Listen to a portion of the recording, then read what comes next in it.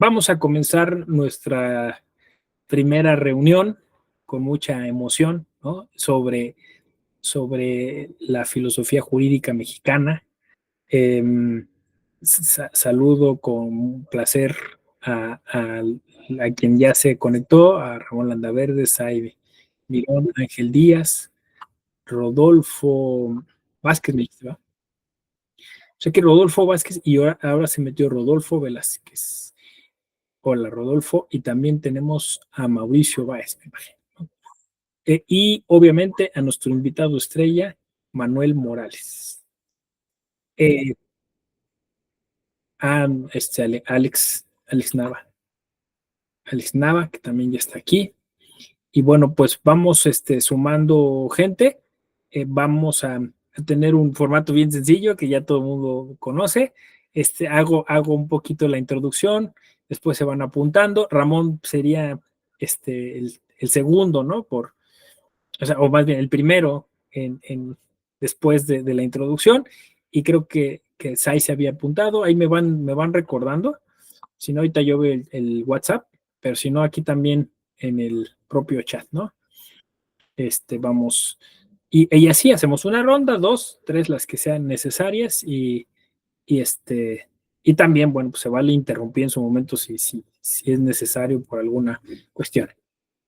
Bueno, entonces, para quien después de manera diferida vea este programa, esta sesión, pues comentarles que se trata de un esfuerzo que surge en el posgrado de Derecho de la UNAM, en la maestría, en la clase de Filosofía del Derecho, y que está unado pues a una serie de movimientos que se están dando a nivel nacional por reflexionar o pensar si es posible una filosofía jurídica mexicana, si es posible una teoría jurídica mexicana, y pues obviamente eso eventualmente derivaría en una praxis, ¿no? Una práctica jurídica mexicana, en una cultura jurídica mexicana, pero empezamos con esto, ¿no? El CONACYT lo planteó, tienen un seminario que creo que es el 5 de marzo, como y lo mismo, ¿no? O sea, si es posible hablar de una filosofía en México o una filosofía de México. Creo que así lo frasearon. Pero bueno, es más o menos lo que hemos discutido en este contexto de la clase de Filosofía del Derecho desde hace 18 años, ¿no? Y hemos venido como insistiendo eh, que, que es nuestro derecho, ¿no? Que es nuestro derecho. Ya nos hablará después del no grupo, Ramón, que creo que puede ser interesante en ese aspecto. Entonces, señalar lo que ya habíamos descubierto, lo que tenemos y lo que de lo que se puede partir, ¿no? Como ya arrancamos hace pues, más de una década sobre esta reflexión, pues encontramos primero que no solo es un ejercicio eh, que, que es ultra novedoso, ¿no? Es una cosa que ya se ha reflexionado, pero quizá en otros ámbitos, ¿no? Y que justo es la Universidad Nacional Autónoma de México la que se ha constituido en un espacio para hacer esta reflexión. O sea, desde siempre la UNAM ha pensado que es necesario formular algunos elementos de filosofía mexicana, ¿no? Que esto se une, pues obviamente, a una reflexión sobre la filosofía latinoamericana. Y esto supone entonces hacer una especie de, pues, de reflexión dialéctica sobre la parte occidental, europea, que tenemos, y obviamente sobre nuestra eh, le decimos sobre nuestra propia identidad, que casi siempre va hacia la filosofía prehispánica y hacia la filosofía de nuestros pueblos y comunidades indígenas, y que eso pues nos conecta obviamente con toda esta filosofía latinoamericana que casi siempre va hacia allá. Y ahí el elemento que siempre brilla altamente y que es justamente el que hace contraste es la comunidad. O sea, cuando hablamos de filosofía occidental, casi siempre lo hablamos en términos individualistas. Cuando hablamos de filosofía mexicana, filosofía latinoamericana, hablamos en términos comunitarios. Pues ahí recordar obviamente el término nosótrico, por ejemplo, de Carlos Leckensdorf, que pues eso, o sea, pensamiento nosótrico, ¿no? Entonces, no es ahora justo que las neurociencias y todas estas novedades que tienen que ver con la filosofía de la ciencia nos hablan sobre pensamiento panal, ¿no? O filosofía colaborativa o constructivismo, todos estos conceptos de nuestra generación, obviamente que la filosofía occidental empieza a quedarnos un poco corta, ¿no? Nos queda de ver. Entonces, ese es como el primer apuntamiento, ¿no? O sea, es decir, sí hay una reflexión, no en la filosofía del derecho, pero sí desde la filosofía en general para estos temas, ¿no? Punto número uno. Punto, puesto que hay, o sea, punto número dos, puesto que hay esa reflexión en otros lugares, habría que ir a ver esos lugares. Claro, si uno dice, ¿hay filosofía jurídica mexicana? Pues no, no la hay, ¿no? O sea, siempre dice, Eduardo García Maínez, pues no, Eduardo García Maínez replicó, repitió, glosó la filosofía del derecho, pues como todos sabemos, de Hans Kelsen, ¿no? Y habría que hacer un seminario solo sobre García Maínez. Y pues quizá hay justo los exiliados, ¿no? Recasensiches, y luego, bueno, pues hay algunos que están como entre un lado y otro, pero realmente, o sea, aquí quizá el reto sería salir de la filosofía del derecho, quizá porque la filosofía del derecho no ha pensado este tema, o sea, no ha pensado en una filosofía del derecho mexicana. Entonces, salir de la filosofía del derecho, ir a la filosofía. Y claro, ahí luego, pues te saltan los nombres, ¿no? Sánchez Vázquez, Luis Villoro, Preciado Hernández, o sea, personajes que en la UNAM y desde la UNAM pensaron el tema de esto, ¿no? Del pasado indígena, de la construcción de una identidad nacional, ¿no? Y luego, pues la literatura, ¿no? O sea, la literatura, ya sea el ensayo o ya sea la literatura, como cuento, novela, la poesía, ¿no? Donde pues también podemos encontrar un sinfín de referencias a esa identidad, a esa forma de ser de los mexicanos que eventualmente pues daría insumos para la construcción de una filosofía jurídica mexicana. Así que sí se puede, creo yo, esta es la forma de empezar a discutirlo, pero insisto, es nuestro derecho. O sea, no deberían de callarnos, no deberían de prohibirnos, no deberían de decirnos que estamos locos.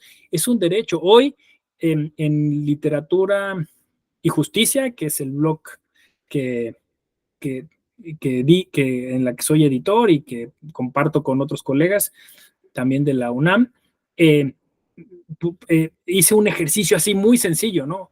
Que justo Ramón Landaverde había hecho en paralelo, sin comunicarnos, habíamos llegado a la misma conclusión. Si nos remontáramos a una autora, por ejemplo, ¿no?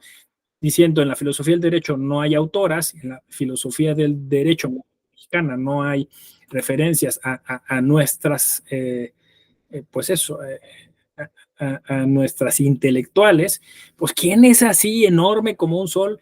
Pues Sor Juana Inés de la Cruz, ¿no? ¿Y a poco Sor Juana Inés de la Cruz no dijo nada que pudiera hacernos interesante? Entonces, en ese ejercicio, solo con una estrofa, o sea, se puede ver el potencial que hay detrás de esto, ¿no? O sea, es decir, todo lo que nos hemos perdido. O sea, esa es la cosa, ¿no? O sea, yo no digo que sigan citando a Dworkin, a Hart, a Kelsen, a Ferraioli, está bien, ¿no? Pero que no hay otra cosa, o sea, que no hay mujeres, que no hay mujeres mexicanas, que no hay indígenas mujeres mexicanas, o sea, que no hay otro tipo de referencias, de citas. Pues al final aquí, que creo que es el sino de nuestra generación, la construcción empieza a partir de lo que uno va eligiendo, ¿no? O sea, uno va diciendo, yo decido representarme así y elijo este marco teórico, este marco bibliográfico, elijo estas autoras, estos autores para hablar de lo que traigo en la cabeza. Entonces, uno tiene ese poder de decisión, es decir, voy a salirme de la zona de confort, de la zona cómoda, para hablar del derecho en términos mucho más cercanos a lo que yo entiendo, a lo que me mueve, incluso a lo que me estimula, ¿no? Así lo vamos a decir, porque me encantó cuando Ramón me propuso, y ahí ya le voy a ceder el uso de la voz, primeros gestos. Porque justo es eso, estamos haciendo muecas, o sea, ya, déjame hablar de lo que a mí me gusta, de lo que a mí me apasiona, ¿no? O sea, eso no está mal, ¿no? O sea, si no lo represento en términos lógicos y no sé ni cómo decírtelo, te voy a hacer solo esos gestos, te voy a hacer estos primeros gestos de desagrado, incluso de asco, ¿no? Lo hemos platicado en clase, ¿no? De que no me pasa, no trago eso, no lo entiendo, no tiene que ver conmigo, ¿no? Y luego me obligas no solo a repetirlo como merolico, sino a defenderlo, ¿no? A defenderlo, como si me pagaras por ello, ¿no? Como si de eso dependiera mi vida, ¿no? Ah, ¿cómo te atreves a hablar mal del maestro Atienza o de Alexi, ¿no? O sea, como si fuera algo de vida o muerte, ¿no? ¿En serio vas a comparar a Sor Juana Inés de la Cruz con el maestro Ferrayoli? Y cosas así. Bueno, eso es lo que me pasa por la cabeza. Ya por último, quería decir, cuando dijiste lo de los gestos, Ramón, me acordé mucho de estos artículos que polulan en muchas revistas de divulgación, o más bien de cultura, así, no sé, incluso hasta de frivolidad, ¿no? Así, detecta los primeros gestos de que a esa persona le interesas, ¿no? O viceversa, ¿no? Detecta esos primeros gestos de que con esa persona no vas a llegar a ningún lado, ¿no? Entonces, sí, que vean nuestros gestos, porque con nosotros no se va a poder. Muy bien, entonces anoto a Ramón, y luego, ¿quién? Saí, creo, ¿eh? A ver, ahorita veo el chat, pero bueno. Hay Sí, tiro, hay tiro. ok, hay tiro. Y Manuel también se apuntó. Vamos, hay tiro. Vas, Ramón. Venga, Doc. Sí, sí, a todo dar. Pues sí, gran parte de la razón por la cual, pues sí, decidimos también colocarle este título a este conversatorio, esta charla, pues era para también provocar, o sea, a nivel de provocación, o sea, justo que respondieras ante ciertos posicionamientos, tal como lo decía ahorita el Doc Narváez, sobre la imposibilidad de pensar desde México, desde un punto contextuado específico, para de ahí realizar un ejercicio que solamente las grandes culturas han podido hacer. O sea, con este eurocentrismo que ha denunciado, pues en concreto Dussel, por ejemplo, pienso en él, en el cual para hablar sobre la crisis civilizatoria actual, pues se remonta a uno de los tantos pilares que construyó la modernidad, que digamos es la civilización que actualmente se desarrolla y se reproduce. Pues uno de esos pilares es el eurocentrismo, no por una razón de descalificar o anular toda la tradición europea, sino por considerar que esa tradición es la única que hay, ¿no? O sea, es esta tradición que también se puede enunciar como parte de la tradición de Occidente, así como lo decía ahorita el Doc Narváez, pues pudiera hacerse un paralelismo, o sea, este ejercicio civilizatorio de Occidente en el cual también transita la modernidad y se hace y se sigue haciendo la modernidad, tiene gran parte de su raíz en el mundo helénico y pues como lo hemos platicado en la clase, Dussel decía que pues, para filosofar había que ponerle un poco de picante e incomodar, ¿no? Entonces, en ese sentido es que pues trazamos este título para decir, pues no solo los grandes hablan sobre la filosofía y los grandes entendidos como los reproductores y continuadores de este espíritu racional que heredaron de los griegos, ¿no? O sea, pienso en esta historización, ¿no? en este quehacer histórico lineal que trazó Hegel, en el cual, pues, el mundo germánico es el heredero de, ¿no? Y solamente se puede filosofar en alemán y entendiendo a los alemanes, ¿no? Y hablando de filosofía del derecho, filosofía jurídica, que también ahí podría haber, también yo, o sea, le sugería al Doc Narváez que dejáramos filosofía jurídica mexicana, igual por un tema de discusión, así como se tiene la discusión entre sociología jurídica o sociología del derecho, pues igual, no sé, entrar a la discusión sobre por qué no filosofía del derecho en lugar de filosofía jurídica. Yo creo que filosofía jurídica es más interesante porque es más abarcador, así como la sociología jurídica es el ejercicio que harían los sociólogos, pero no solo los sociólogos, al hablar de todo el conjunto jurídico, pero más allá de, ¿no? No circunscrito de hablar partiendo de lo jurídico hacia afuera, ¿no? Sino más bien pues en un ánimo igual de romper esta tradición moderna occidental de departamentalización del saber, esta sobreespecificación del saber, pues hablarlo como un conjunto, ¿no? O sea, porque esa artificialidad de separación de saberes, pues fue una pretensión occidental, aparte decimonónica, ¿no? Pero en esta tradición de historizar de forma lineal, muy de corte hegeliana, pues la problematiza Dussel y causa chispas, pues no solo causa chispas cuando alguien saca chispas desde el derecho, desde la filosofía jurídica, intenta hablar desde México sin necesidad de remontarse a los alemanes, también en filosofía saca chispas al momento en el cual pues tocas una fibra hipersensible que es el mundo helénico, ¿no? Entonces, ahí hay una discusión que pudiera ser uno de mis primeros planteamientos ya específicos, que sería el tema de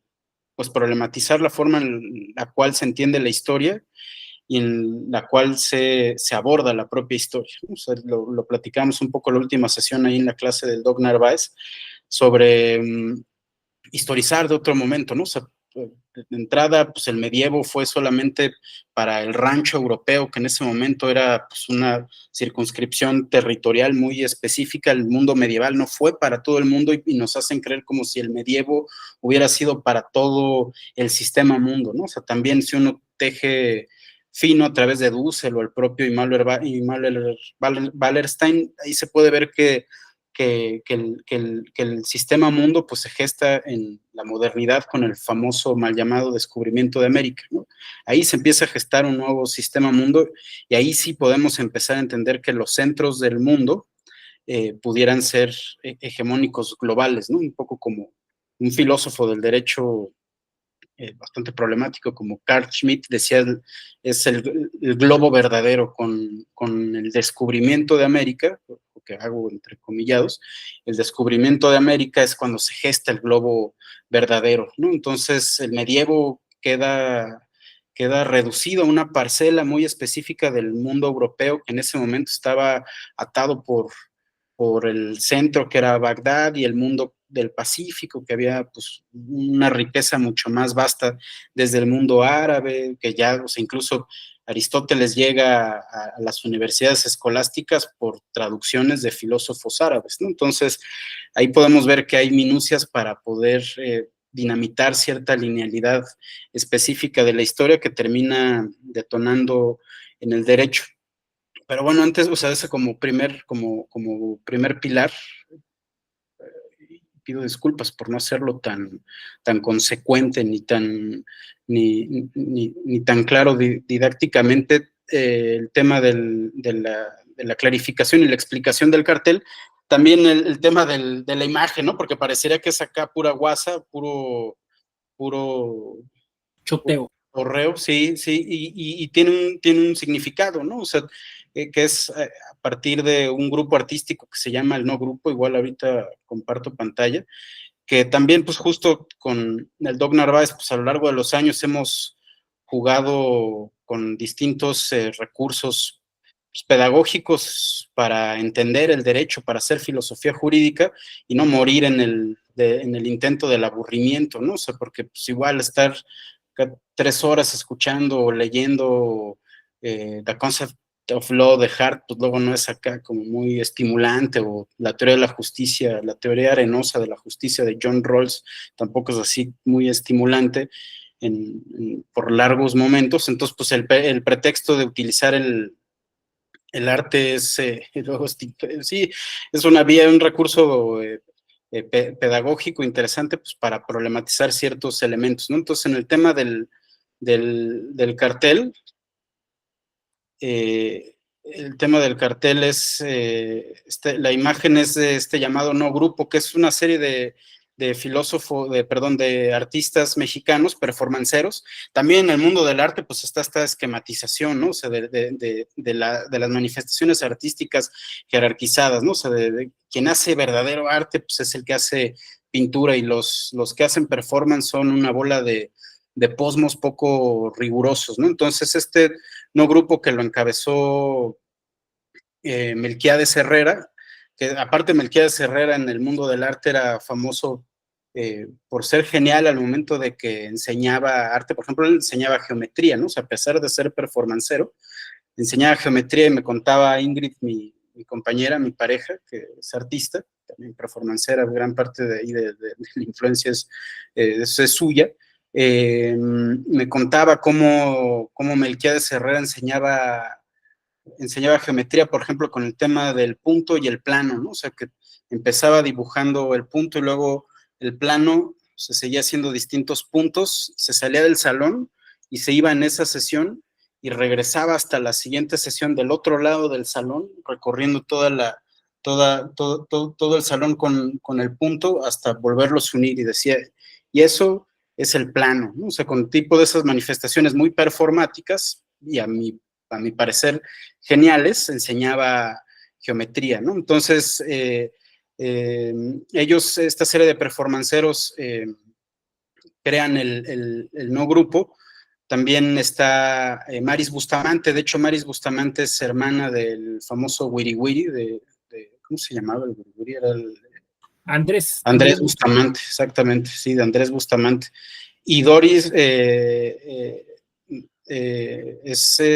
aparte de una grandísima artista, Maris Bustamante, perdón, es una grandísima artista con una serie de expresiones muy interesantes que, por ejemplo, ya después rayó sobre el feminismo, pero hay cosas muy interesantes. Por ejemplo, hace una crítica a la cultura falocéntrica y menciona el pene como instrumento de trabajo, ¿no? O sea, que igual hablaba y hacía una crítica sobre el mundo heteropatriarcal falocéntrico, y tiene distintas expresiones. Después hizo una especie de programa con aires de comicidad, en la cual pues es una característica del no grupo, ¿no? O sea, un recurso pedagógico del no grupo era hacer sátira, hacer comedia, utilizar el humor para poder expresar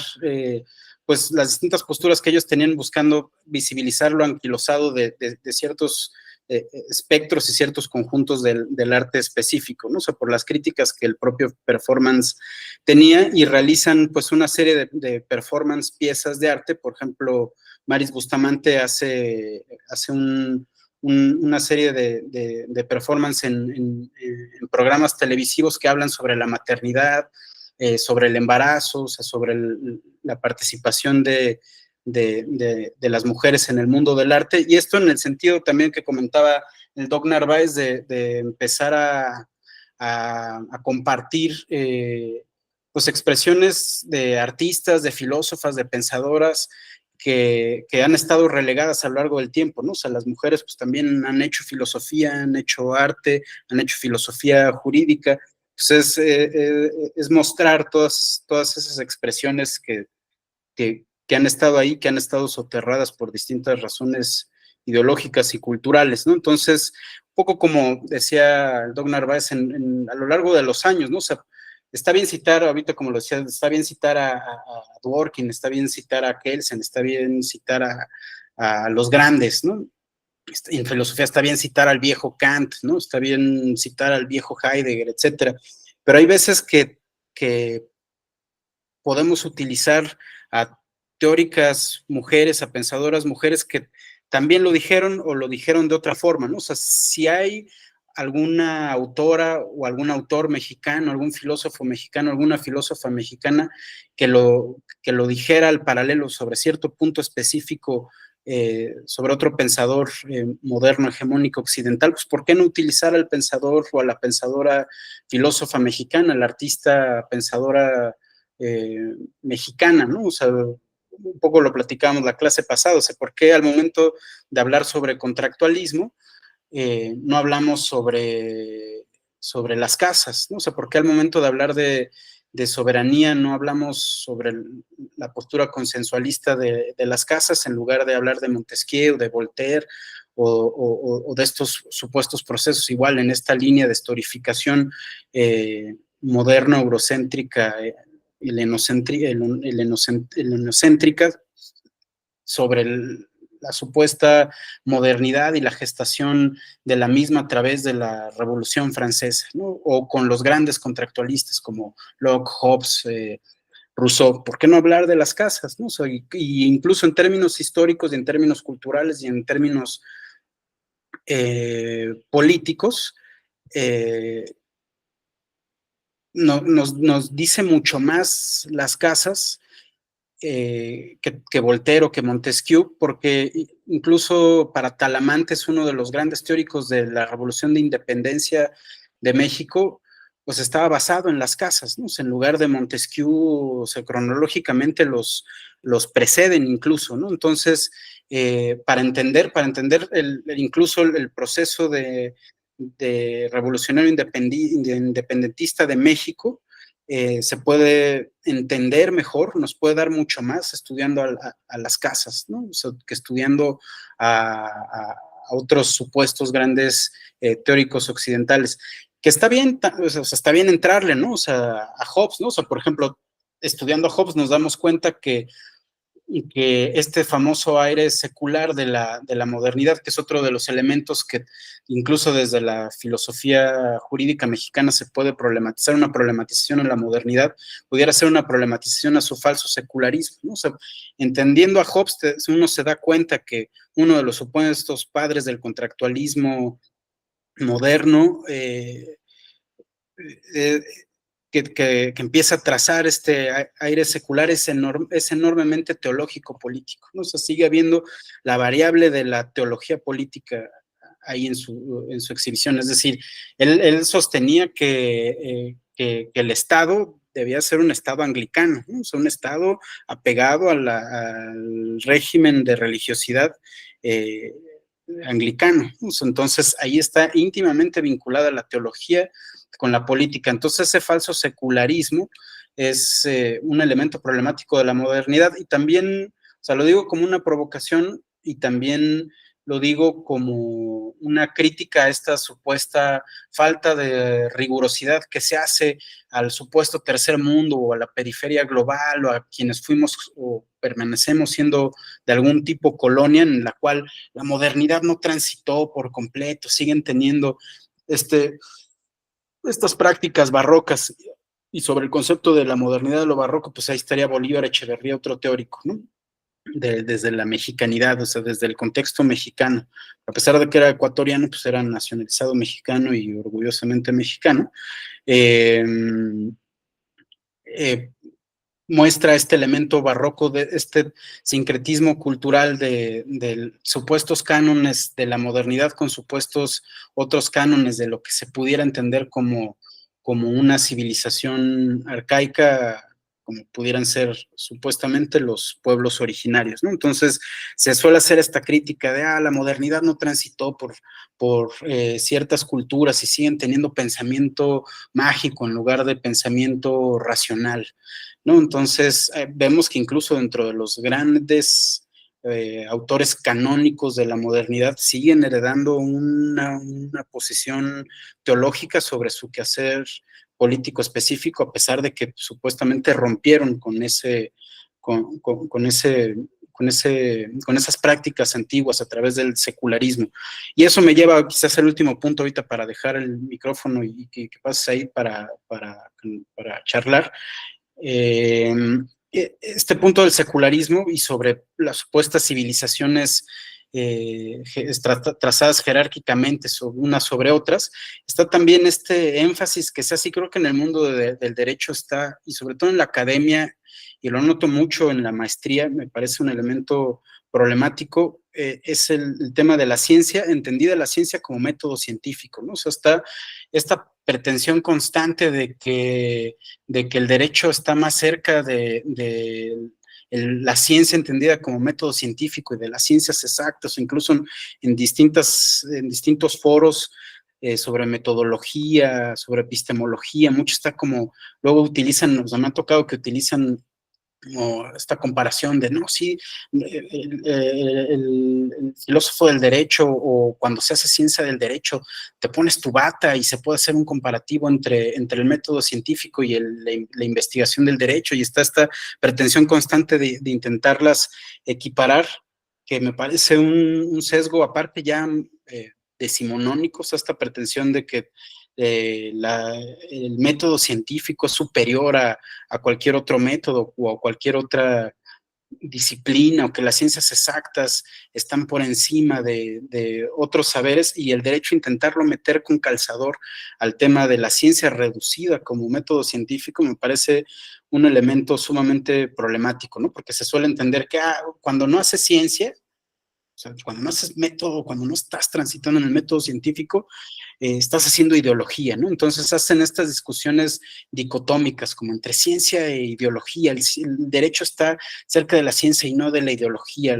El derecho está más cerca de ser una técnica científica a ser una práctica política, ¿no? Entonces, aparte ese tufo, les digo, está, me parece, atorado en el siglo XIX, o sea, incluso ningún epistemólogo serio, o sea, incluso hasta los positivistas lógicos ya después, o sea, tuvieron a su Karl Popper y vieron a través de la categoría de falsacionismo que pues de exactas no tenían mucho, y que había muchos saltos de fe, y que había ciertos elementos de ese supuesto secularismo que se les metía, que se les resquebrajaba, y se les metía la construcción del mito y de la fe, y de más vale creer sobre ciertos presupuestos que tener un argumento lógico válido y suficiente.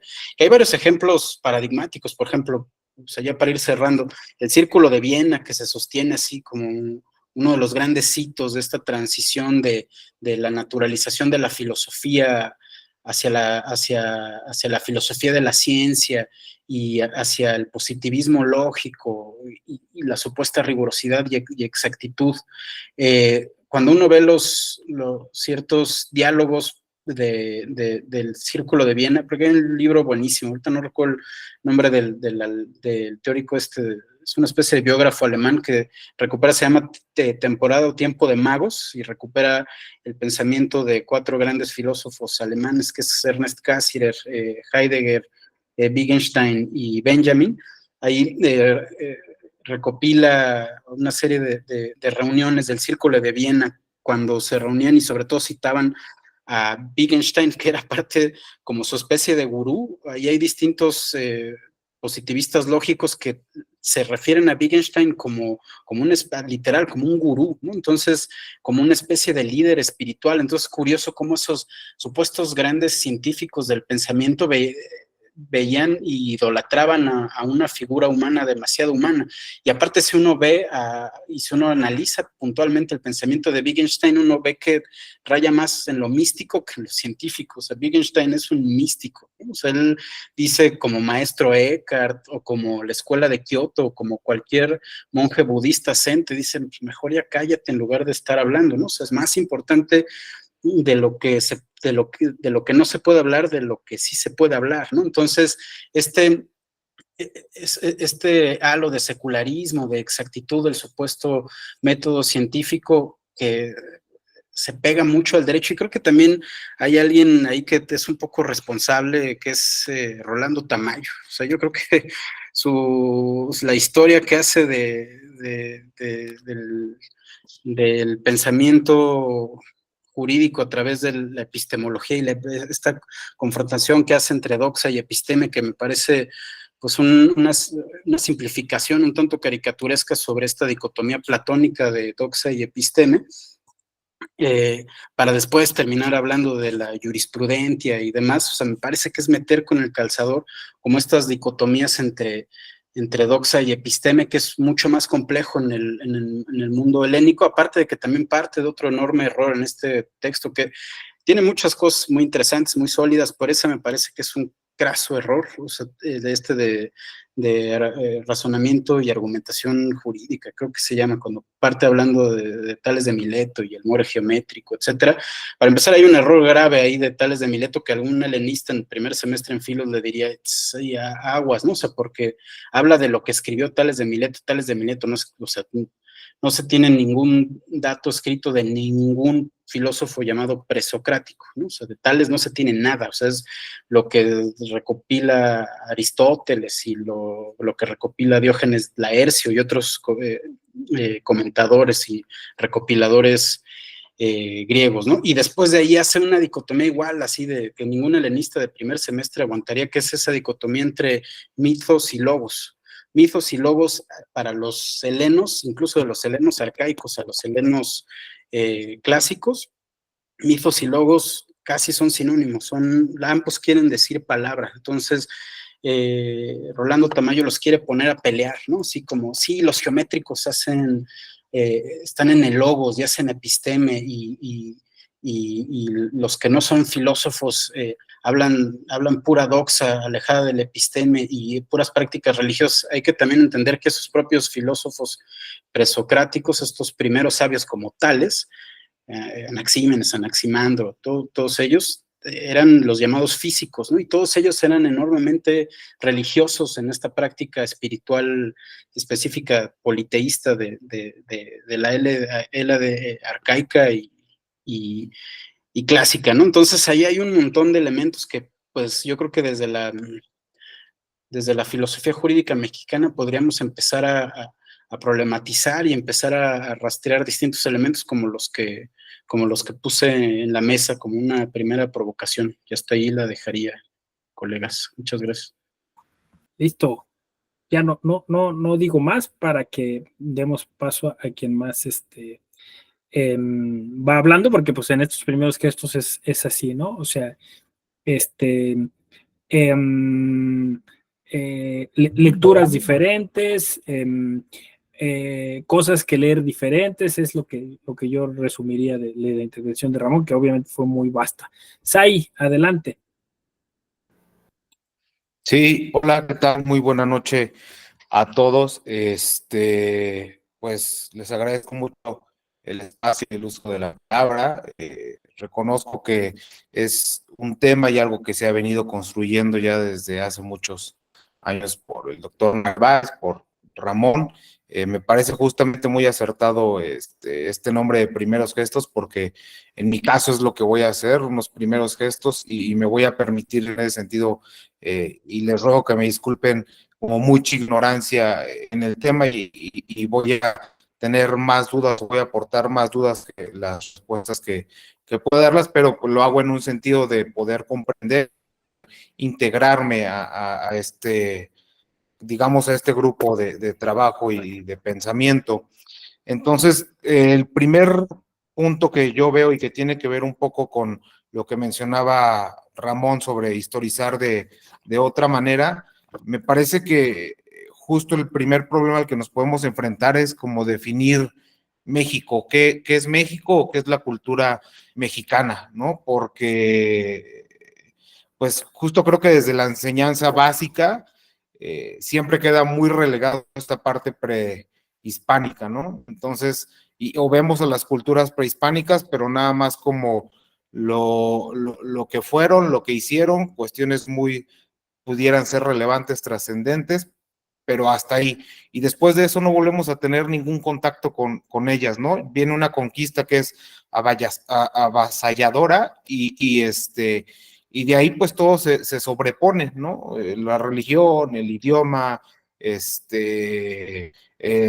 sistema normativo, entonces, y dejamos de ahí todo de lado. Entonces, pues creo que el primer problema a resolver para poder hablar de filosofía jurídica mexicana sería un poco comprender este contexto de cuándo nace lo mexicano, ¿no? Porque antes de, digamos, de la conquista, pues no era una sola cultura, eran varias culturas, ¿no? Que estaban, o varias civilizaciones que estaban muy dispersas, ¿no? No había una sola. Inclusive había hasta problemas entre ellas, ¿no? Y los mexicas tenían dominados a otras. Y eso fue parte de lo que ayudó a que viniera esta conquista y que fuera un poco, digamos, más fácil de los españoles sobre el imperio azteca, ¿no?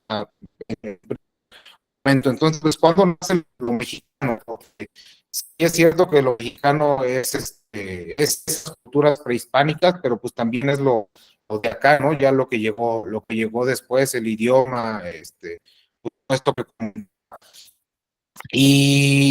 por ejemplo, yo ahí podría retomar un poco lo que estaba Samuel Ramos, ¿no? En Perfil del Hombre y la Cultura en México, que él tenía o decía que el mexicano tenía esta característica como de un complejo de inferioridad, ¿no? Y yo lo pongo ahorita así en las clases de Derecho y en la Facultad de Derecho, justo en lo que estamos discutiendo, y pues justamente esta idea del eurocentrismo, ¿no? Y todo lo bueno, y lo comentamos el otro día en la clase, ¿no? Lo bueno y lo que vale la pena es lo que viene de allá. Y no estamos allá, o si no lo leemos directamente o platicamos con las personas que están en contacto directo con todas estas grandes teorías y teoristas, pues también como que no tenemos derecho a hablarlo, a discutirlo, a repensarlo, a reflexionarlo, ¿no? Entonces me parece que un poco de este complejo de inferioridad del mexicano, y que se extiende obviamente a todo lo demás, ¿no? Y en lo que nos compete, pues a la cuestión jurídica. Entonces, pues sí creo que el primer punto, lo que yo diría sería un poco reconciliarnos y tratar de retomar y de reconocer y de reaprender lo que estaba antes de la conquista, que también es parte de nosotros y que ya nunca más lo volvimos a usar, ¿no? Y el otro día, o justamente hoy en una clase, un compañero mencionaba que hay 10 millones de personas en México que son pertenecientes a pueblos originarios. O sea, 10 millones es muchísimo, y están totalmente aisladas y están totalmente como fuera de todo esto de lo que estamos platicando, del sistema jurídico mexicano, o sea, no sabemos nada y nunca nos lo enseñan, y tampoco es que nosotros tengamos la iniciativa para ir y conocerlo, ¿no? En muchos casos, ahí lo hablo yo personalmente, ¿no? Yo no he tenido la iniciativa para por lo menos aprender a lo mejor náhuatl o alguna lengua de estas que estaban antes del español, pero creo que ahí también es una falencia del sistema educativo mexicano, que lo hace a un lado, lo invisibiliza por completo, y pues eso lo arrastramos ya en adelante hasta ahorita. Entonces, una primera manera, creo yo, de reconciliarnos con esto y de descubrir qué es lo mexicano, vendría a partir de ahí, porque la otra parte pues es muchísimo más conocida, ¿no? Ya sabemos que el sistema jurídico nos llegó a España, y después de todos los desarrollos que ha habido, pues han sido de Europa o de Estados Unidos, que igual en un inicio tuvo su antecedente en las revoluciones en Europa. Entonces, pues esa ha sido nuestra influencia, ¿no? Pero justamente por esta invisibilización de todo lo que estaba antes del momento que comenta Ramón, de la conquista y del descubrimiento de América y todo eso, lo tenemos súper invisibilizado, súper poco estudiado. Entonces, yo partiría de ahí y dejaría aquí esta primera intervención. Sí, pues igual, ¿no? En la búsqueda de lo que nos representa, ese es el tema, ¿no? Lo que nos representa, pues está obviamente, y decíamos al principio, brillando de manera fulgurante, pues nuestro pensamiento, nuestra filosofía indígena, ¿no? O sea, decir, pues ahí, ¿no? Las 60 propuestas, las 60 filosofías que están ahí, ¿no? La manera de entender la justicia, la manera de entender el derecho, la manera de entender lo constitucional, la manera de entender un acuerdo, un consenso, un pacto, ¿no? O sea, todo eso es filosofía del derecho, ¿no? Que no conocemos, como dices ahí, y que pues hay que empezar a rescatar, ¿no? Insisto, lo otro lo pueden seguir haciendo, pero pues esto también alguien tiene que empezarlo a hacer, ¿no? Porque también nos representa y como dices ya, o sea, es un número a considerar importante, ¿no? 10 millones de personas tienen esa otra visión, ¿no? Es una filosofía intercultural del derecho, pues creo que parece sensato. Manuel y después Ángel. Y quien quiera seguirse anotando, alce la mano o puntos en el chat. ¿Ya sí me escuchan bien, Doc? Sí.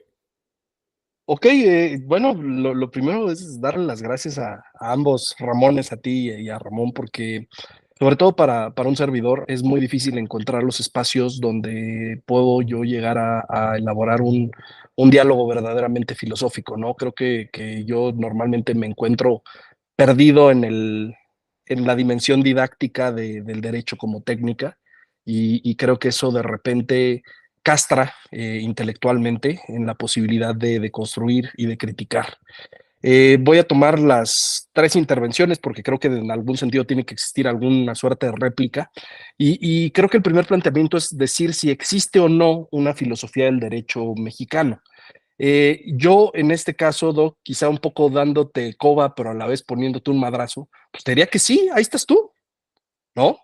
Yo creo que también, además, hay otros grupos, hablaría también de los grupos de teoría jurídica crítica que encabeza, pues sobre todo Humberto Rosas, ¿no? Y su grupo de estudio, se han preocupado mucho por generar una filosofía deconstructiva pensada desde América para los americanos, y hablo de América continente, no hablo en términos monroeanos. Ahora, sí tengo un punto de choque también en el entender que nosotros tendríamos que en algún punto rescatar algo que no necesariamente es nuestra herencia. ¿A qué voy con esto?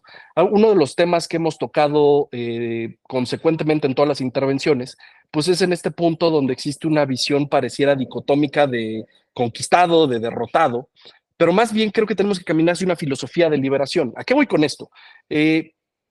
Es una falsedad absoluta que los españoles fueron los grandes artífices del proceso de conquista, es decir, fueron los facilitadores de un proceso que fue completamente natural a la respuesta de la violencia del imperio mexica con los demás pueblos originarios. Y es una visión también de conquista y de violencia absoluta en el momento en que cambiaron sus nombres, en el momento en que pues, generaron esta cultura de los zompantlis.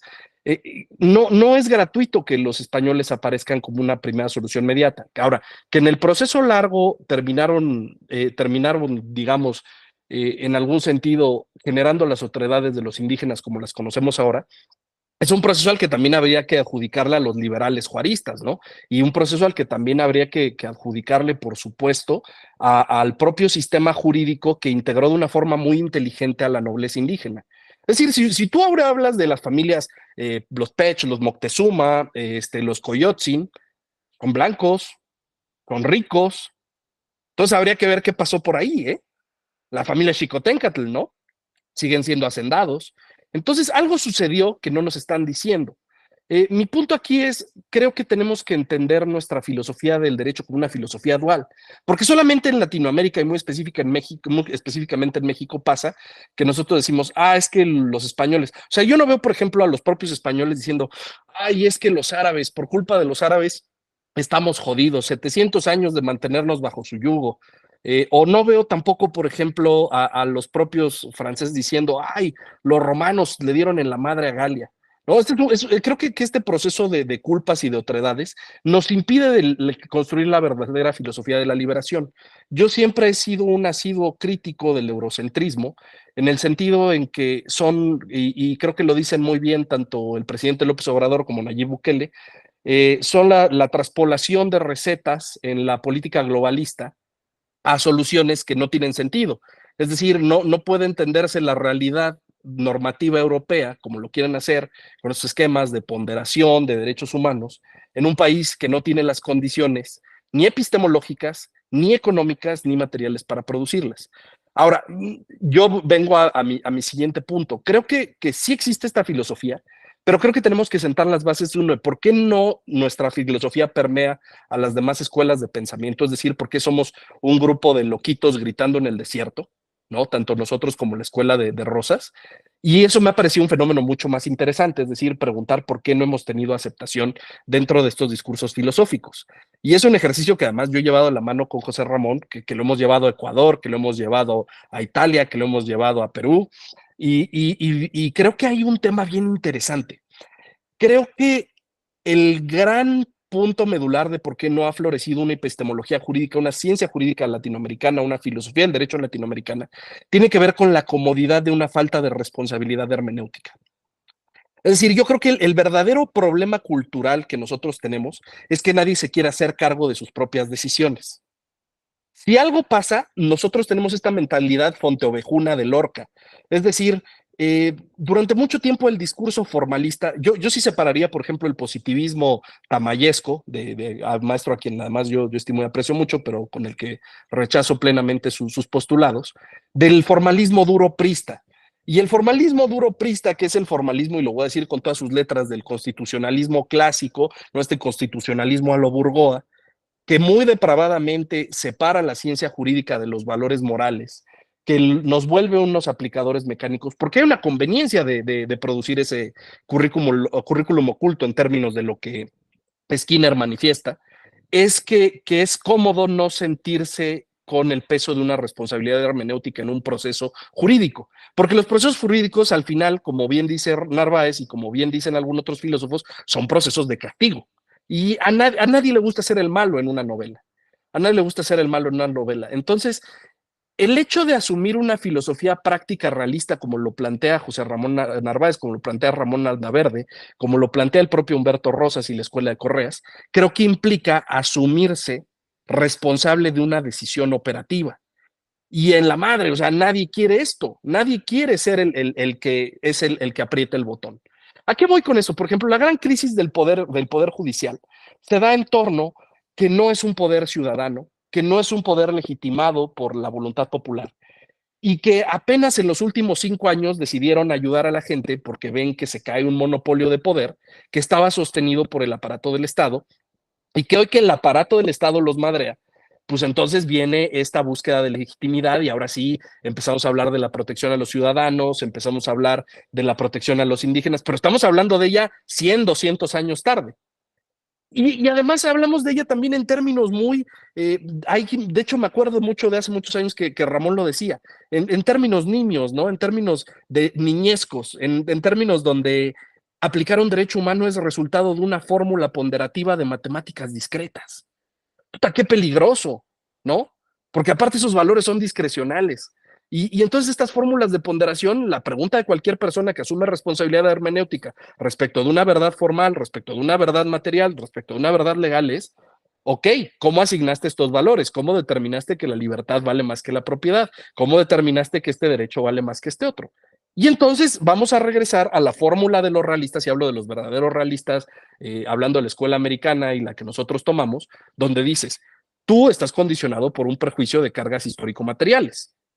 Hacer ese paso y hacerse, digamos, esta ablución, este salto de Juan Bautista de decir, soy responsable de cómo opero la realidad jurídica, es un paso que nadie quiere hacer. Nadie lo quiere hacer. Nadie se quiere aventar este muerto. Y creo que lejos de ser impositivo es autoasumido. Porque llega un cuate como es el maestro Manuel Atienza a decirnos, no se preocupen, esto tiene una metodología científica. Pues entonces ya no soy responsable de mi decisión. Ya fallé, pero fallé conforme a un modelo científico y me lava las manos porque yo estoy fallando conforme a la fórmula. Yo no estoy fallando conforme a un criterio personal. Porque además existe esta suerte, y le voy a llamar teología judicial y teología del Estado, donde los jueces se quieren pintar en un aspecto monástico, en un aspecto teológico, donde son imparciales, donde son acríticos, donde son libres de toda corrupción, libres de toda ponderación y factor social. Y la verdad es que no. La verdad es que el juez también es un actor político. Tú no puedes ser intérprete de una constitución política sin tener carga política en tu discurso. Y creo que sería más sano y deseable que se tomaran la cucharada de realismo y dijeran, yo soy neoliberal, yo soy progre, yo soy socialista, yo soy de Morena. Creo que es un pensamiento muy, muy elemental y voy además también a retomar esto de que hablaba sobre la transición teológica del Estado, Ramón Landaverde. Creo que la transición teológica del Estado sigue ahí vigente. Lo que pasa es que ya es una teología secular. Suena contradictorio, sin embargo, el Estado, a partir de las lecturas trotskistas, stalinistas, incluso también habría Lukács, creo que asume un rol donde hay una sustitución de las categorías vacías eclesiásticas, donde se construye como una suerte de poder también metafísico. Hoy lo vemos con los discursos de los líderes populares, donde estos líderes populares se manifiestan y se eximen respecto de una autoridad moral superior al Estado de Derecho. Y no estoy juzgando de si está bien o está mal, o sea, lo estoy trayendo a la conversación porque pareciera que el modelo de derechos humanos, que también es un modelo dogmático, ojo, lo lleva hasta en su conceptualización, está en un ataque pleno. Yo diría incluso que aquí lo estamos atacando, ¿no? Cerraría también, además, pues felicitando y laudando a Ramón Landaverde con este tema de la sobresimplificación de tamaño. Creo que a nivel teórico, y esto sí lo dejo, no a nivel práctico, pero a nivel teórico, hace mucho daño que a nosotros se nos trate de sociólogos.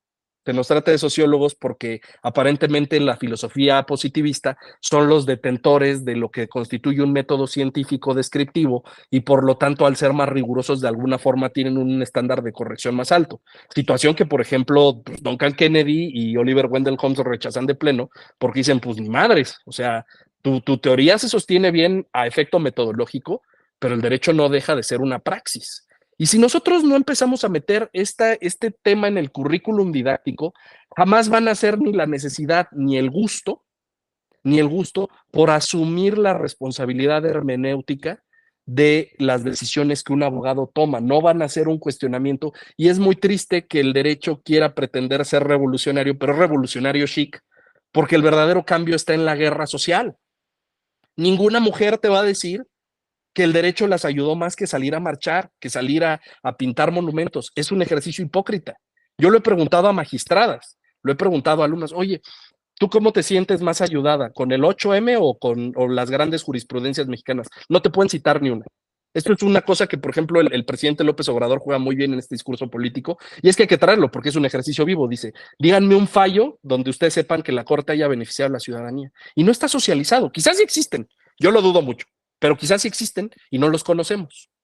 Y no los conocemos porque está de nuevo este elemento secular donde solamente el clero jurídico es el detentador de una verdad y de una apropiación del lenguaje metafísico que le permite en ese sentido seguir utilizando y monopolizando el aparato de castigo. Con eso cierro mi intervención. Creo que más bien aquí concluiría con decir, generemos esa propuesta, seamos nosotros esa filosofía, ¿no? Y seamos una filosofía no nada más para México, seamos una filosofía para América Latina, porque estamos hermanados en los mismos problemas político-económicos y jurídicos. Es cuanto, aunque se enoje el doctor cuando digo eso. Ah, no, está bien. No, yo voy a decir otra cosa que a lo mejor también va a hacer enojar a Manuel.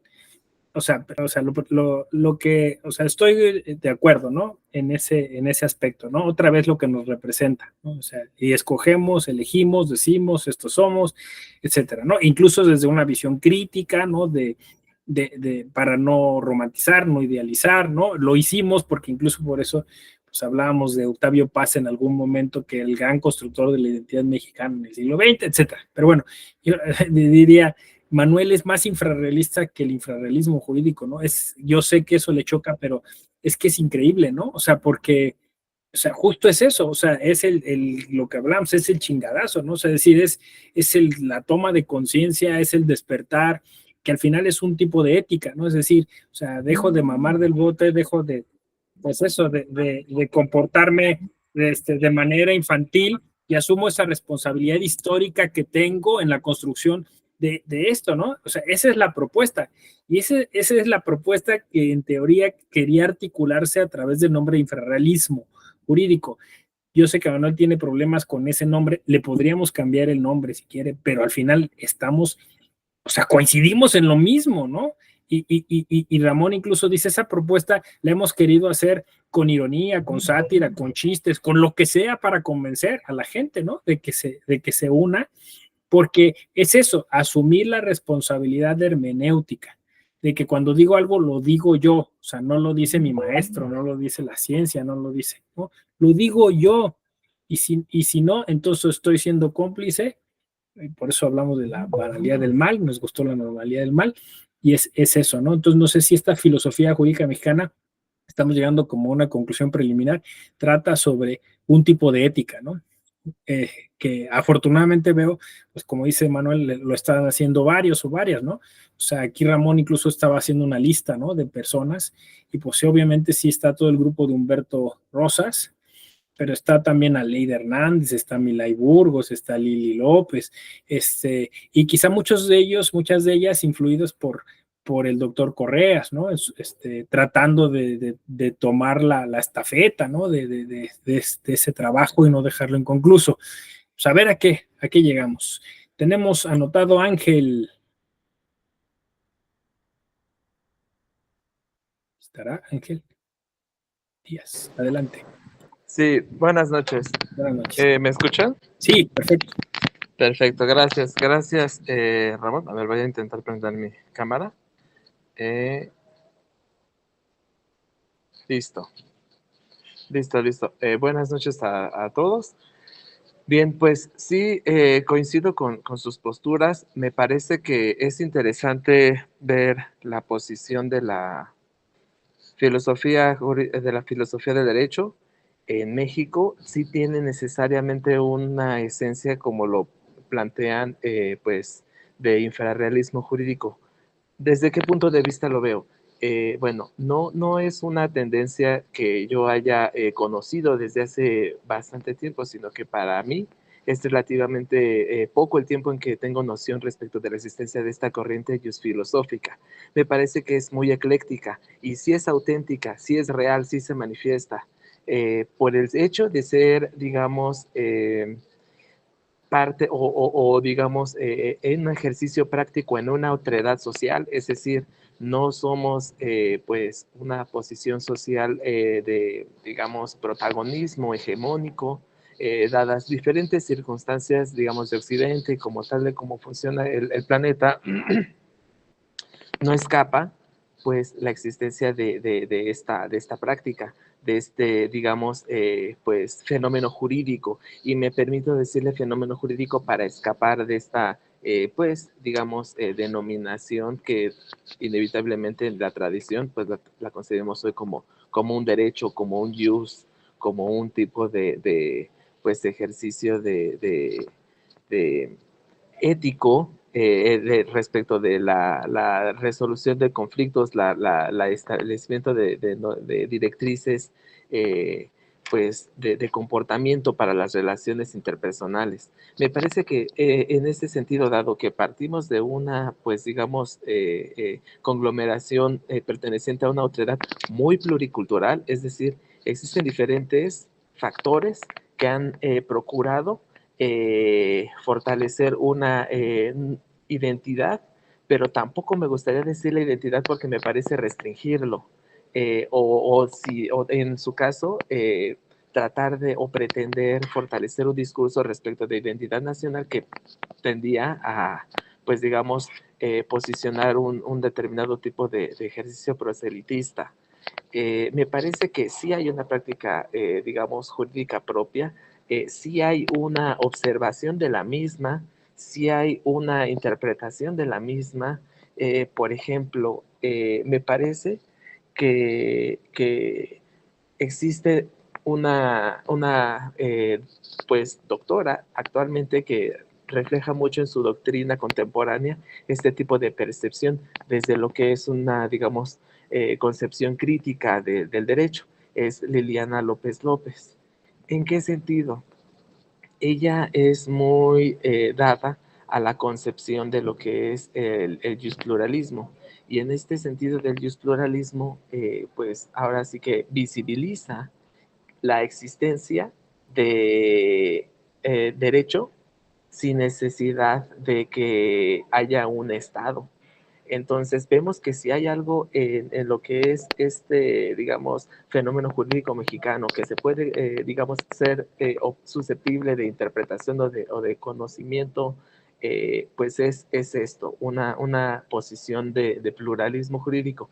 ¿En qué sentido? Pues prever que existen diferentes formas, prácticas jurídicas que tienen un arraigo, unos valores fundamentales. Me parece que es esencial pues la concepción ética que sucede en estos grupos sociales diversos y que a final de cuentas pues también por el diálogo que hay con ellos, tanto político como positivo, jurídico como cultural, es allí donde se percibe esta cuestión. San Juan Chamula, Chiapas. Allí hay una, digamos, práctica en el centro respecto de un grupo de mujeres que juzgan sobre controversias de los miembros de la comunidad. Ojo, también hay un juzgado de paz, hay un juzgado mixto de derecho, de Estado, digamos institucional. No obstante, hay preferencia por la rapidez, lo expedito que pretende la Constitución, pero que en la práctica sí se da en ciertas comunidades, de ir allí, acudir allí pues ahora sí que a resolver estas problemáticas, por ejemplo, controversias del orden familiar respecto de hijos, y básicamente cuál es el sentido o digamos la forma de resolución allí, la intuición con base en la audiencia, que prácticamente sabemos que dentro de la teoría del derecho es reconocido. Se lleva a cabo una cuestión de ejercicio de audiencia, un tipo de procedimiento dialéctico, la famosa integración de la litis, dirían en la doctrina, y se llega a una resolución, y también hay una instancia de, digamos, personas mayores de edad, adultos ya digamos que en estado de senectud, que van a, digamos, poder revisar estas decisiones.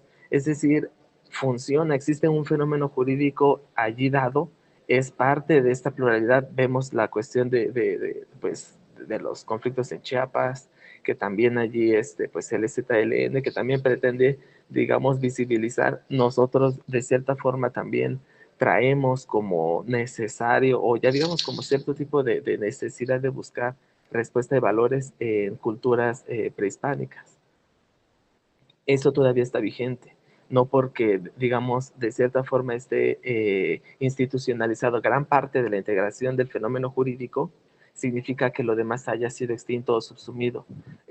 Digamos, para efectos prácticos, tal vez la fórmula nos diría que sí, reconocen la Constitución y en caso de conflicto con ello, ahora sí se aplica el derecho positivo. Pero no obstante, a lo que voy es que ¿existe materia? Definitivamente existe materia. ¿Existen observadores con digamos, metodologías para efecto de poder establecerlas? Definitivamente sí. Una de las doctrinarias más relevantes de México, que digamos también vino a tratar de acuñar una teoría, digamos, de lo que diríamos es un lenguaje de dogmática, es Marta Chávez Padrón. La doctora también pues fue ícono en una parte pues de la teoría jurídica no tan, digamos, pues acuñada por aquel grupo de doctrinarios que vinieron del extranjero. Digamos, ella es como el hito en derecho agrario. Pero detrás de eso hay un, digamos, pues, postura de la otredad, de un grupo, digamos, que parte de una cuestión de opresión, que prácticamente ese es otro de los elementos que yo consideraría que es parte del objeto de lo que sería una filosofía jurídica mexicana, que es la cuestión de la opresión. Ella es un ejemplo de, pues, cómo se puede, digamos, desarrollar de manera técnica y jurídica este tipo de cuestión, y también hay una forma por así decirlo, metalenguaje para concebirlo. Es decir, sí percibo que hay también desde el ámbito jurídico, dogmático y doctrinario hoy, pues esta forma de poder identificar esos fenómenos. Hay elementos que permiten visibilizar la existencia de sí, una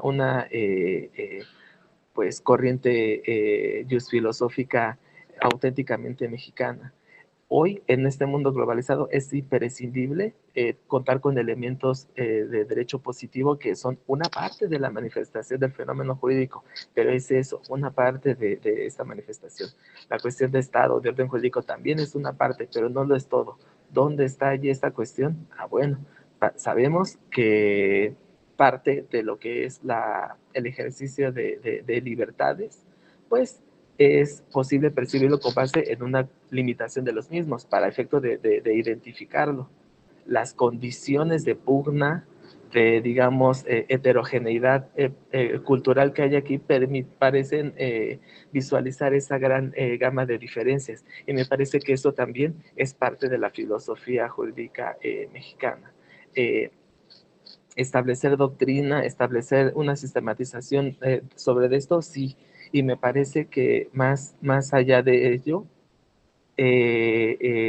pues hay otro tipo de actos más de orden sociológico que permiten explicar a mayor profundidad esta esencia, porque definitivamente hay diferentes doctrinarios, por ejemplo, un Hart para poder percibir el derecho desde el punto de vista anglosajón, un Kelsen para verlo desde el punto de vista germánico, un filosófico analítico, un Dworkin que también pretende verlo incluso con tintes éticos de moral objetiva.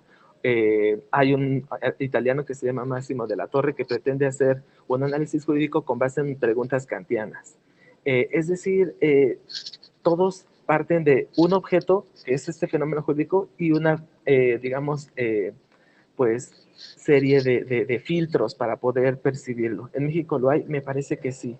Y la riqueza de ello es que este filtro también tiene toques artísticos que definitivamente también permiten encontrar esa naturaleza, esa ontología natural pues humana. Y con base en ello, pues me parece que se construye esta posición desde mi punto de vista. Esto también puede ser parte de estas otredades, de este infrarrealismo jurídico. Muchas gracias.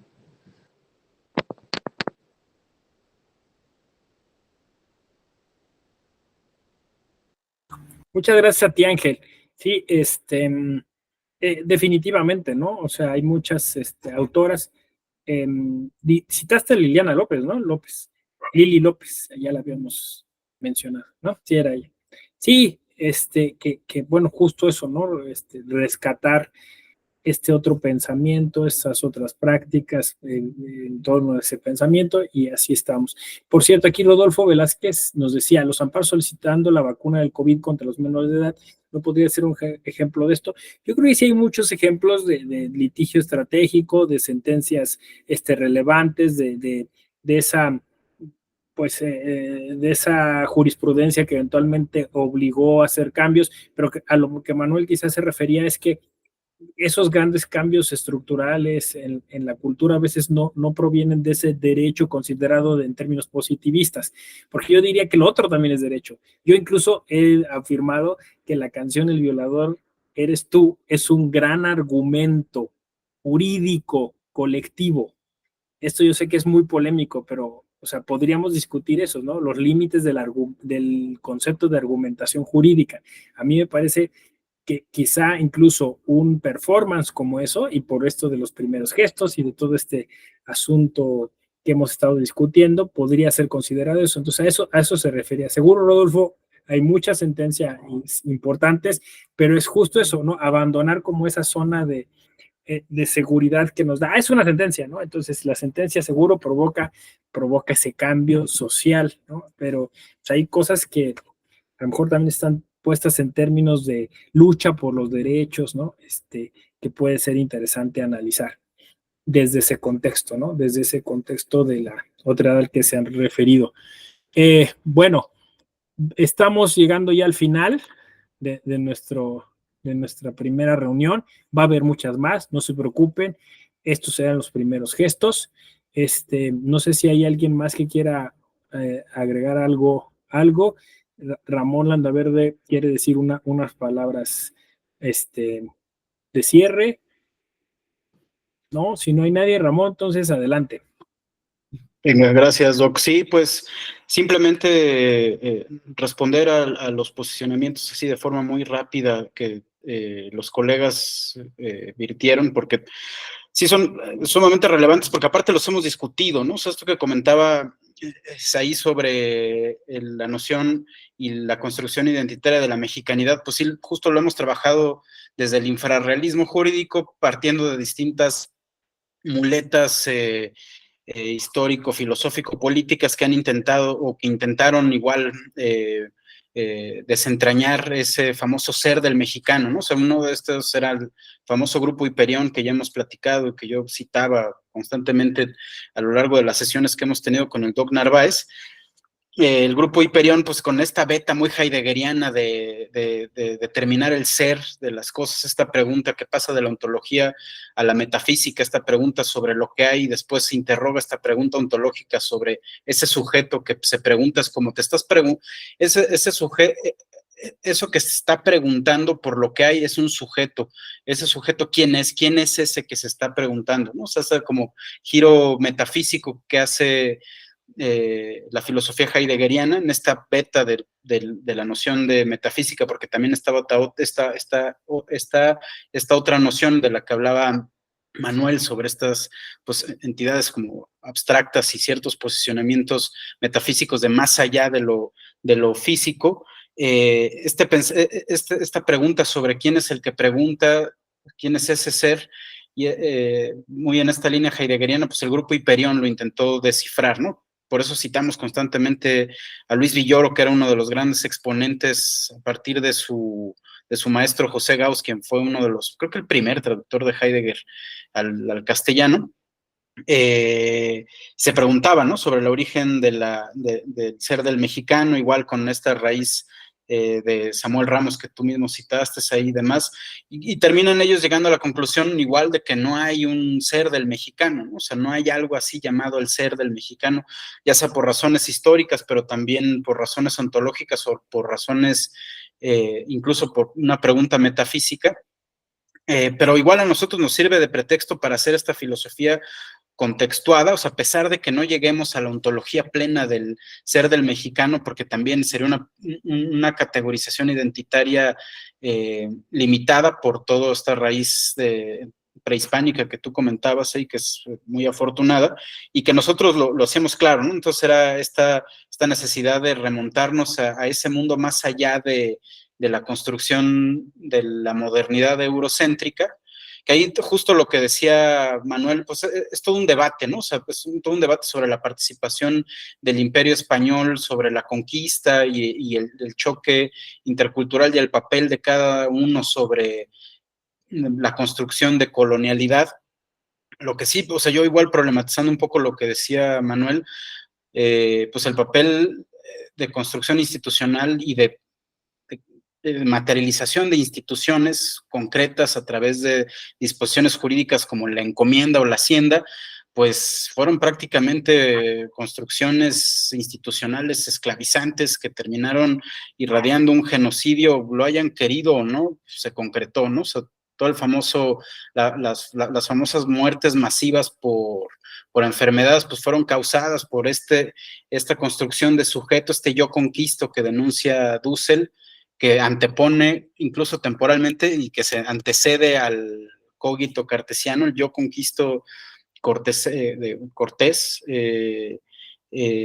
pues derivó esas muertes quizás indirectas por enfermedades, que sí es problemático ya después en la cimentación del propio México independiente, con todo el proceso de reforma y el México liberal juarista, que pues hay un gran debate ahí, pero pues es justo, yo creo que lo que se tiene que estar debatiendo en las aulas de derecho al momento de visibilizar la materialización específica del derecho, y eso es enormemente relevante lo que decía Manuel, ¿no? O sea, sobre hacer énfasis en que es un tipo de praxis, y al ser un tipo de praxis está enclavada en una búsqueda de sentido, y si tiene una búsqueda de sentido está encuadrada en una axiología, en una construcción valorativa, y es político, ¿no? O sea, lo hemos platicado constantemente a lo largo del quehacer del infrarrealismo jurídico, con el Doc Narváez, con otros colegas, o sea, es perderle ese miedo a que el operador jurídico se asuma como un operador político, ¿no? O sea, eso es sumamente relevante lo que dice Manuel, y creo que por ahí debemos de seguir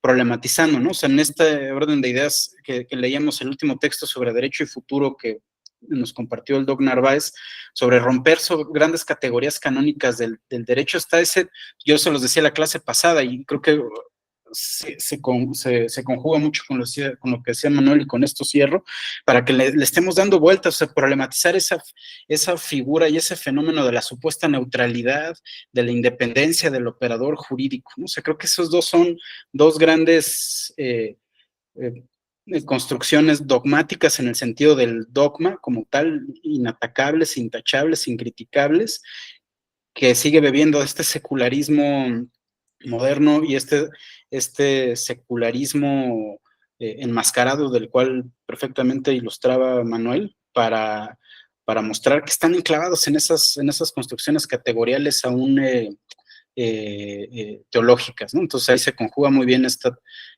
teología secular de la que hablaba Manuel, ¿no? Y que se sigue mucho en la línea de lo que hemos estado platicando, ¿no? Entonces romper con esos grandes pilares que sostienen esa teología secular, ¿no? Entonces, y sí, hay muchos elementos relevantes como este que comentaba Ángel, ¿no? Sobre las prácticas específicas, pues estarlas ahí visibilizando, estarlas ilustrando, estarlas problematizando, estarlas sí, visibilizando para ponerlas sobre la mesa y empezar a construir una especie de corpus con esto que decía Manuel de la responsabilidad, seguirnos aventando, ¿no? Entonces, creo que es un terreno enormemente fértil, aparte es un terreno mucho más divertido que estar citando a cuanto teórico hay por ahí, pues aventarnos nosotros a pensar, ¿no? O sea, que incluso hasta pudiera ser no sé, muy kantiano este tema de la mayoría de edad, ¿no? Pero no, pues aventurarnos nosotros a pensar y a seguir pensando como lo hemos hecho, porque simplemente pues es hasta más divertido. Muchas gracias a todas y a todos, colegas.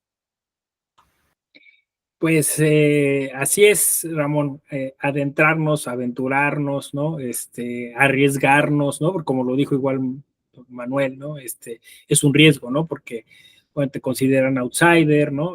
Pero, bueno, mientras pasa, pues nos vamos a divertir muchísimo. Es parte de eso, la aventura epistemológica, pero además, bueno, pues vamos a asumir esa porción de responsabilidad histórica que nos toca, ¿no? Que después, como dicen los poetas, como dicen los cantantes o las cantantes, ¿no? Cuando miren hacia atrás y nos vean, y bueno, al menos lo intentaron, ¿no? Al menos quisieron decir una cosa diferente, ¿no? Se salieron de su zona de confort. Bueno, pues muchas gracias, amigas y amigos, por seguirnos. En breve, bueno, estará este video subido en las redes sociales. Por el momento lo estamos haciendo a través de Infrarreal, ¿no? Pero bueno, pues estamos abiertos, ¿no? A qué otras posibilidades se van sumando. Estamos con la coyuntura de la clase, como decíamos, de Filosofía del Derecho del posgrado de la UNAM, que siempre nos ha servido como gran espacio, como generoso espacio para estas discusiones. Eventualmente también lo haremos desde allá, seguramente. Gracias a todas y a todos y una feliz velada. Oye, Doc, perdón, rápido, sí. a quien le interese la constancia, me puede mandar un correo a mi correo con su nombre completo es cierto. Para que les entregue la cierto, constancia. vamos a otorgar constancias, estas constancias. Así ahí que al correo que se está indicando ahí, para quien nos siga ahora y quien nos siga después, nos puede solicitar la constancia. Perfecto. Muchas gracias y de nuevo, Gracias. bonita noche. Estén muy bien, hasta luego.